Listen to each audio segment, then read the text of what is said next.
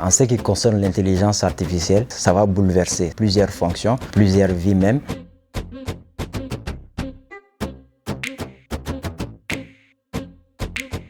C'est une jeune entreprise, nous sommes spécialisés dans l'intelligence artificielle, notamment dans la reconnaissance faciale. À ce titre, nous concevons et commercialisons des dispositifs pour aider les RH, les chefs d'entreprise dans leur gestion transparente du personnel à travers le pointage pour qu'ils puissent instaurer la régularité des collaborateurs au sein du service.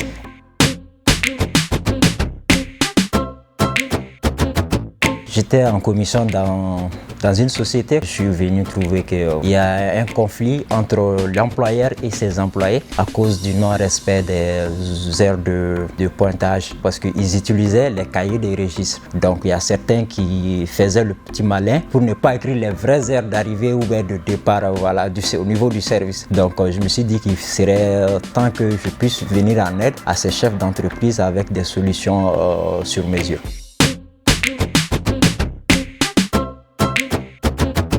La plus grosse, c'est les financements. C'est lancé sur le fonds propres jusqu'à maintenant. Donc, petit à petit, on a eu des marchés à gauche et à droite. Donc, je dirais que la plus grosse difficulté, c'est l'obtention des financements adéquats.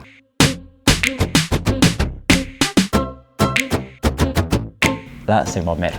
Elle est entrepreneure, mais dans le secteur un peu informel au Mali, comme beaucoup de Maliens.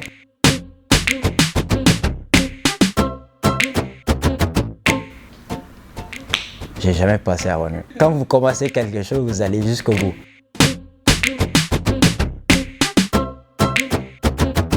Nous sommes dans une vision d'accélération et dans la perspective d'être aussi dans d'autres pays au niveau de la sous-région.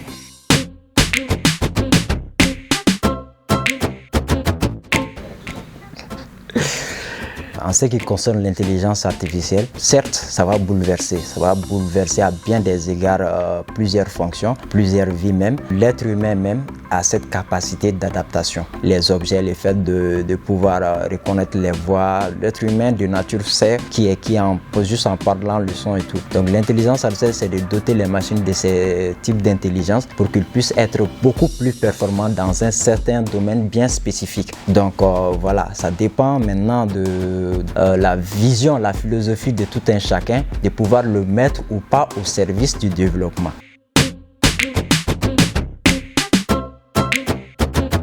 Ça a bien des égards. Denilab, ça a été quand même un coup de boost pour le début de cette activité de Iwati à travers l'accompagnement au niveau du programme FASEJ.